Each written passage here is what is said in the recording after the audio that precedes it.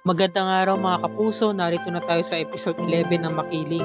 Umiiyak nga tong si Amira no at kinomfort nga siya nito ni Emily. Sabi niya, tara na, pasok na tayo Amira. Okay ka lang ba? Sige na, ako na bahala sa'yo. Samantala, ito namang si Amira, lumabas na nga ng kwarto niya. Ang tagal na naghintay sa kanya ni Alex. Sabi ni Alex, Mira, buti naman at lumabas ka na ng kwarto mo. Nag-aalala ako sa'yo kamusta yung first day mo dun sa eskwelahan? Sabi naman ni Amira, Lek, okay lang naman ako. Okay lang naman yung trabaho.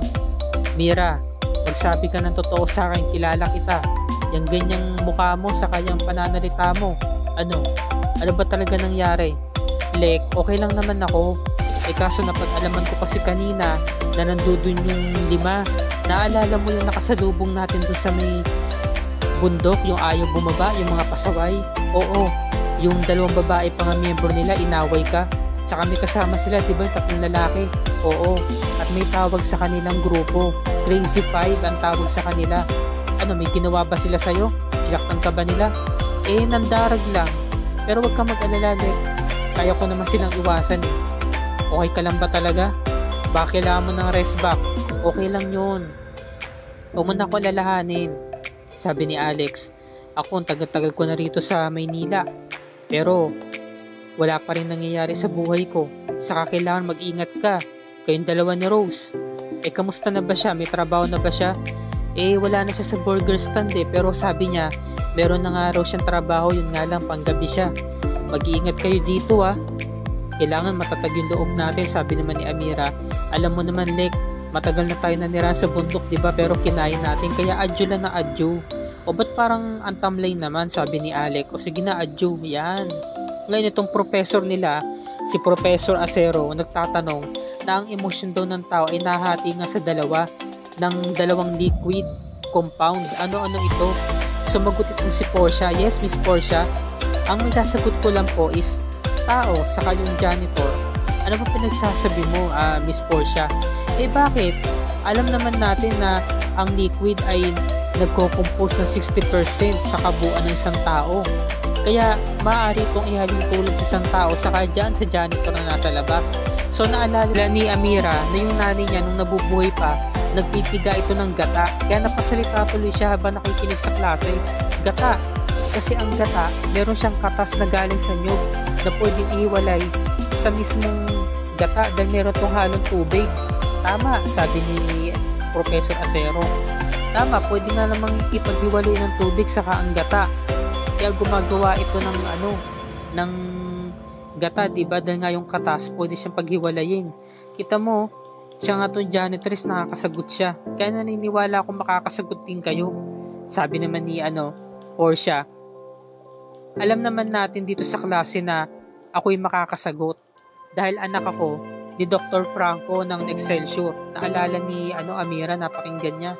Napasalita siya, sabi niya anak siya ni Dr. Franco. Naalala niya nung araw na nire-recommenda siya ni Ate Rose niya, di ba?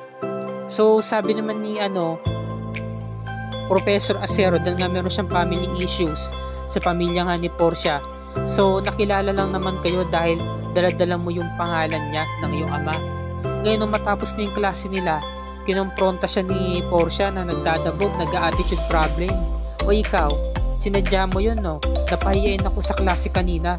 Talagang ginawa mo talaga na magparinig at magpabida-bida.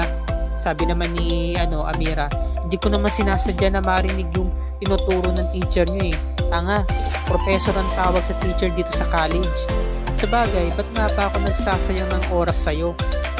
O ma'am, pumupunta pa kanyang lagayan ng tubig at baka humatapon. Tinapakan ni Portia tapos tumalon siya. Anong nangyari? Nung pagtalon niya, tumalsik yung map bucket at talagang napasubsub siya sa may sahig. Tumapon yung tubig. Sabi ni Amira, ito nga ba sinasabi ko, ma'am? Nadisgrasya ka. Natapon tuloy yung tubig.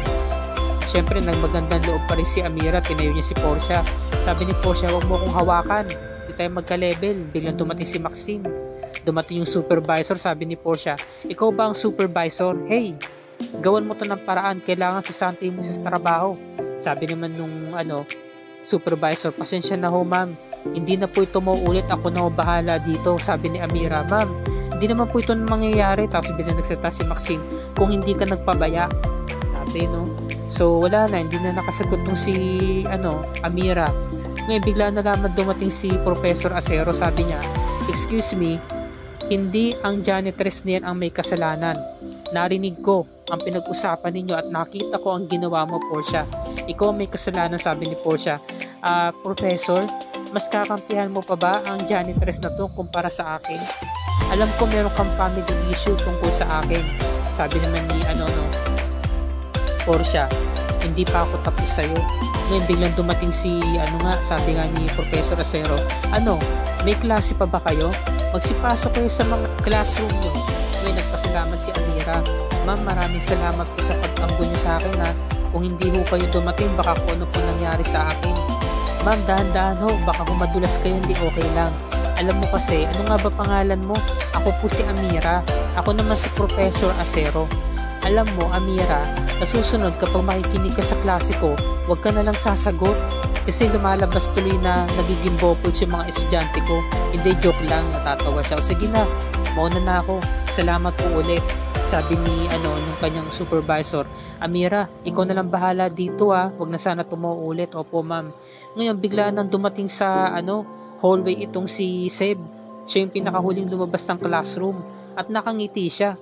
Yung ngiti niya, may halong pagnanasa. Lumalabas pa yung dila at kumikindat kay Amira. Siyempre, very awkward. Talagang naalidbaran nitong si Amira kaya bigla na lang siyang umalis kasi nga, ang lagkit ng tingin sa kanya, pinagnanasahan siya. Samantala, ito namang si Belen, pinuna si Crisanto. Aba, nakakalabas ka na pala ngayon, Crisanto ha, maigi yan. Dinala ko rito ni nanay sa may ilog para makalangap ng sariwang hangin.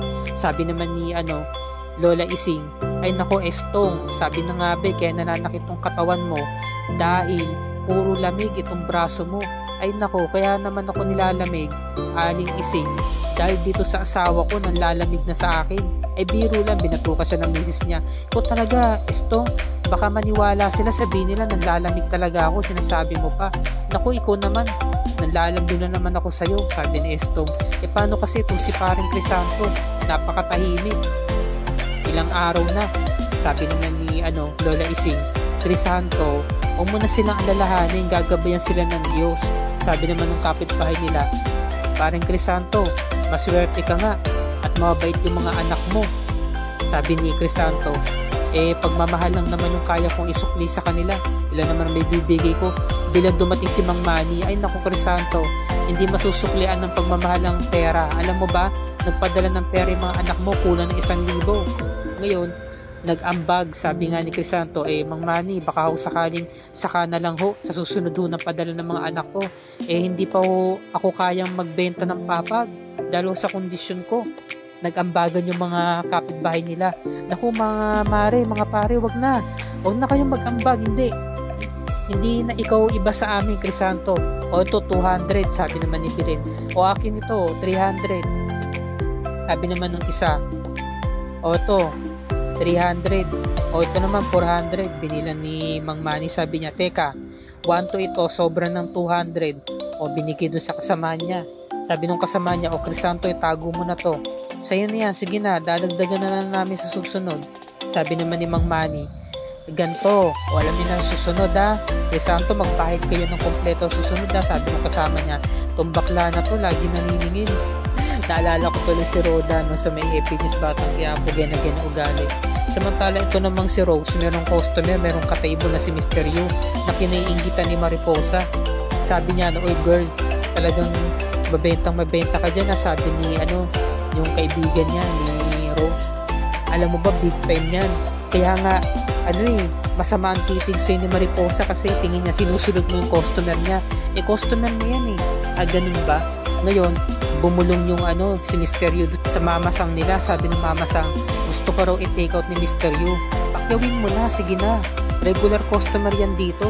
Sabi naman ni Rose, Bes, tulungan mo naman ako, paano ba to gusto ko i-take out? Sabi ni nung loko-loko niyang best friend, sabihin mo, Kiki, sabi ni Rose, Mr. Yu, sorry, I'm not take out, I'm not available for take out. I have a Kiki, ganon. Tapos pumayag, sabi, okay. So let's drink. Yes, let's drink. Tapos tinawag niya yung best friend niya. Bestie, maraming salamat sa pagtulong ha. Ano ba yung klaseng binulong mo sa akin? Sabi nung kaibigan niya. Gaga, ibig sabihin nun, may tagus ka. Nagtawa na yung dalawa talaga nagkakaisa sila ng isipan Mga loko-loko talaga Syempre, nag-inuman sila. Ngayon, ito namang si Mariposa, galit na galit nga kay Rose. Sabi niya, madam, sinusulot niyo yung customer ko, sa akin yun Ano ba? Siya yung nagusto ng customer wala kayong magagawa. Ayun, asar na asar. Samantalang itong si Rose, bumibelat pa. Ang taray talaga attitude Siniyaw kasi siya ni Mr. Yu, nagsasayawan sila sa gitna. Samantala ito namang si Amira, pagpasok niya ng CR, may naririnig siyang kumakanta. Para bang boses ng kaluluwa ng white lady, natatakot siya. Nag-pray muna siya, nag-sign up the cross. Tapos dahan-dahan niya binuksan yung pinto, wala. Nakahinga siya na maluwag. Dahil nga natatakot siya sa mga ganyang klase ng building, di ba talagang hindi niya nawawala. Ngayon, hindi pa pala tapos, may kumakanta pa. Ngayon, dahan-dahan naman niyang binuksan yung cubicle sa may gitna. Pagbukas niya, wala pa rin. Nakahinga siya na maluwag. Ngayon, meron biglang nagbukas ng cubicle doon sa may pangatlo, si Emily pala. Grabe, nagpapaganda. O nung nilalagay na mas dito sa mukha. Natakot naman ako sa'yo. Emily, ko pala. Tapos siya pa sinisi ni Emily. Para ako nakakita ng multo sa'yo. Aba, ako pa talaga sinisi mo, sabi ni Amira. Ako pa talaga nagmukhang multo. Paano naman kasi bigla ka sumusulpot? O sige na. Ito na nga. Meron na kasi akong sikreto sa'yo na sasabihin, Amira. Tayo-tayo lang to O may pagkasabi kahit kanina. O sige, ano ba yun? Kasi dito ako tumitira sa eskwelahan. Doon lang sa may dulo, may kwarto ko doon. Gumawa ko ng paraan para makatipid ako sa pambayad ng upa. Para makaipon ako. Sa atin lang to, pagkasabi kahit kanino ha. Oo naman, syempre. Sa atin lang to. Siya nga pala, pupuntahan ko nga pa pala yung kantin. Lilinisin ko yun kasi magsasara na. Kasi meron natitira silang mga sandwiches. Pinamimigay sa akin. Ngayon maghati tayo doon. Bibigyan kita ng sandwich. Tapos, ililihim mo yung sikreto ko. O sige. O sige na. Aalis na ako ha. Ikaw na bahala dito. Teka lang. Ikaw pa talaga ang maglilinis itong CR. Nako, nadagdag to sa inatang sa'yo, no? Sabi ko naman sa'yo Huwag mo nga awayin yung Crazy Five Ngayon, pag-alis nga ni Emily, saktong pumasok yung dalawang demonyita na maldita, sina Maxine sa si Portia. Sabi ni Portia, ano kala mo? Pagbibigyan ko yung sorry mo kanina, baliwala yun. Dahil hindi pa ako tapos sa'yo. Gagantihan pa kita ngayon. Sinabunutan si Amira. Kinaladkad siya ni na Portia sa ni Maxine. Nilublob siya doon sa may drum na punong-puno ng tubig, nilulunod siya. Syempre, itong ating bida palaban, si Amira lumaban. Sinabunutan niya si Maxine, nakuha niya yung buhok, pati yung ulo. At dito na po nagtatapos ang ating review Enrica para sa araw na to mga kapuso. Bukas pakatutukan natin araw ng Martes ang episode 12 ng Makiling. At kung bago ka pa lamang sa akin channel, kung maaari makahingi ako sa inyo subscribe at i-click mo na rin ang bell icon para lagi ka updated sa mga episodes na Makiling and other GMA shows tulad nito. Maraming salamat po sa inyong lahat mga kapuso and God bless us all.